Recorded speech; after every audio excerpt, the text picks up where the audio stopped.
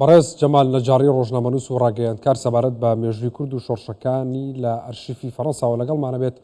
بەڕێز نەجاری سوپاس بۆ ئامادەبوونی بەڕێستان. چیرۆکی ئەو پارچە ڤیدیۆیی شۆڕشی ئەیلوولمان بۆ باس بکە کە تازە بڵاو کراوەتەوە. سڵاو لە ئێوە و لە بینەرانی کوردستان 24 زۆر سپاس بە ئەو دەرفەتە. زۆر سپاس بە کوردستان 24 ئەمە یەکەم میدیای کوردیە کە بایەخ بە دیکۆمنتاریەکی فەڕەنسی لەسەر مێژووی شۆڕشی بارزان دەدات. من زۆر سپاستان دەکەم. ماوەی زیاتر لە 10 ساڵێک ئاور لە مێژووی شۆڕشی بارزان لە ئەرشیفی فەڕەنسا دەدەمەوە و یەکەم کارێک کە لە فەڕەنسا تووشی بووم من لە کتێب فرۆشیەکی فەڕەنسی چاوم بە کتێبێکی نووسەرێکی فەڕەنسەوی کەوت بە ناوی ئێمانوێل بەغاکێ. ئەم کتێبە دان لە بغازیە کورد لە ناو گەڕی کووردە. ئەمە زۆر کتێبێکی سەرنجڕاکێش بوو کە ئێمانوێل بەغاکێ ساڵی 1972 تا 1974 لە ناو شۆڕشی کوردستان لە باشووری کوردستان لە نێو پێشمەرگەکان و لە لای جەنابی مەلا مستەفا بارزانی بووە و ئەم کتێبە و هەروەها گۆڤارێکی دیکەش کە ئەم گۆڤارە هەتا هێشتا هیچ کەس چاوی پێ نەکەوتەوە بڵاو نەکراوەتەوە بە ناوی کوردەکان و خودی ئێمانوێل بەغاکێش فیلمێکی دۆکۆمنتاری 1 ساعەتی بەرهەمهێناوە کە هەتا ئێشتا بڵاو نەکراوەتەوە. مەخابن ئێمانوێل بەغاکێ 6 مانگ لەوە پێش لە تەمەنی 90 ساڵیدا لە فەڕەنسا کۆچی دوایی کرد کە من لە تۆڕە کۆمەڵایەتیەکان بڵاوم کردەوە و ئاماژەم بەوە کرد کە هیچ میدیایەکی کوردی بایەخی بە بەرهەمەکانی ئێمانوێل بەغاکێ نەداوە. کەسایەتیەکی وەکو فرانسوا خاویەر لۆڤا کە ئەم دیکۆمنتاری پێش من بڵاو کردوێتەوە بەرهەمی خۆیەتی بە زمانی ئینگلیزی زانیاری لەسەر ویدیۆکە نووسی بوو و من بە باشم زانی کە بەڕاستی بیکەمەوە بە کوردی بۆی بەشێک بێت لەو پرۆژەیە، چونکە ئەم پرۆژەی کە من کاری لەسەر دەکەم بریتیە لە ڕۆژنامە، وێنە، کتێب، گۆڤار و ئەو فیلمە دیکۆمنتاریانەیە کە لە ماوەی 15 ساڵ لە 1960 تا 1975 ڕۆژنامە نووسانی باشووری کوردستان سەردانی باشووری ڕۆژنامە نووسانی فەڕەنسی سەردانی باشووری کوردستانیان کردووە و لە نزیکەوە ئاگایان لە شۆڕشی کورد بووە. ئەمە یەکێکە لەو گۆڤارانە بە ناوی ریپۆرتێر کە ئەگەر سەرنج بدەن وێنەی جەنابی مەلا مستەفا بارزانی لەسەر ڕووبەرگی گۆڤارەکان هەیە کە ساڵی 1974 چاپ بووە و زۆرە یەکجار زۆرە ئەم بەڵگانەی کە ئێستا لەبەردەستی مناگەر بتوانین قسەی لەسەر بکەین. زۆر گرنگە بایەخ بە ئەرشیفی شۆڕشەکان بدرێ بە تایبەتی بۆ نەتەوەیەکی وەکو کورد.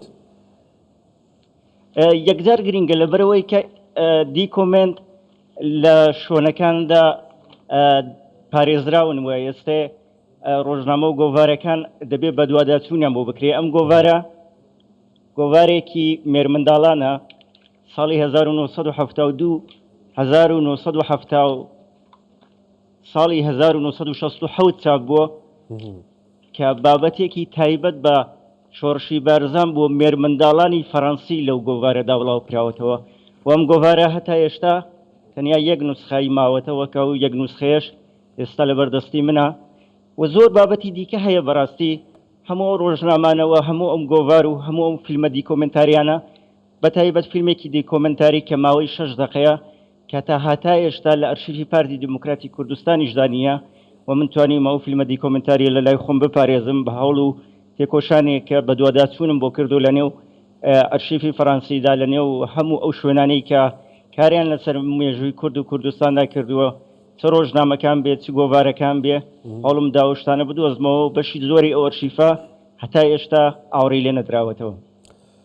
باشە کاک جەمال، چیرۆکی خەباتی بزوتنەوەی ڕزگاری خوازی گەلی کوردستان زیاتر لە ئەرشیفی وڵاتێکی وەکو فەڕەنسا ڕەنگی داوەتەوە. ئەمە بۆچی؟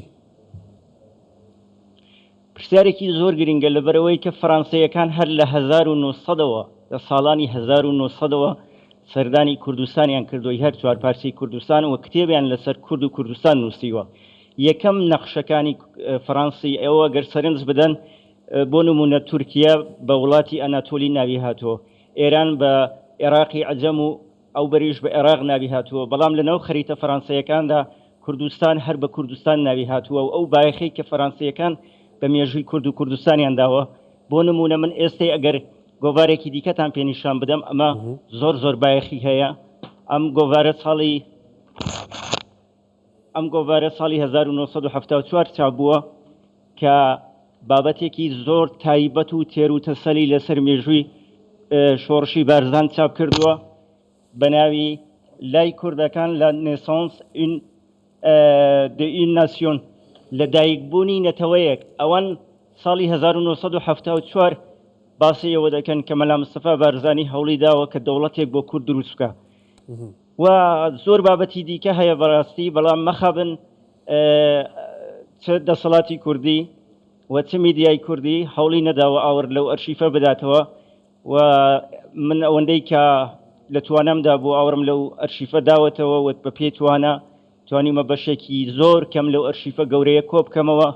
سەرەڕای ئەمە فەرەنسەیەکان کاریان لەسەر کۆماری کوردستان کردووە کەمە یەکەم جارە ڕای دەگەێنم کە فەرەنسەیەکان حزوریان هەبوو لە کۆماری کوردستاندا کتێبیان لەسەر کۆماری کوردستان نووسیوە. دەتوانم بڵێم کە دیکۆمنتاری هەیە لەسەر کۆماری کوردستان، بەڵام مەخەبن کەس نەبوو ئاوری لێ بداتەوە و ئەمە هەوڵێکی تاکە کەسیە و من پرۆژەیەکم بە ناوی پرۆژەی شۆڕشی بارزان نووسیوە و دەتوانم بڵێم بۆ شۆنەکانی تایبەت بە بارگای بارزانی و سەرۆکایەتی هەرێمی کوردستان و نووسینگەی جەنابی سەرۆکی حکوومەتی کوردستانیشم بەڕێ کردووە کە مەخابن هەتا هێشتا یان بەدەستیان نەگەیشتەوە یان ئاوری لێ نەدراوەتەوە و من لێرەوە لە ڕێی کوردستان 24ەوە داوا لە بەرپرسانی کوورد دەکەم کە بایەخ بە ئەرشیفی کورد بدەن لەبەرەوەی کە ئەمە بەشێکی زۆر گرینگە لە مێژووی ئێمە لە مێژووی کوردستان و دەبێت کاری لەسەر بکرێت.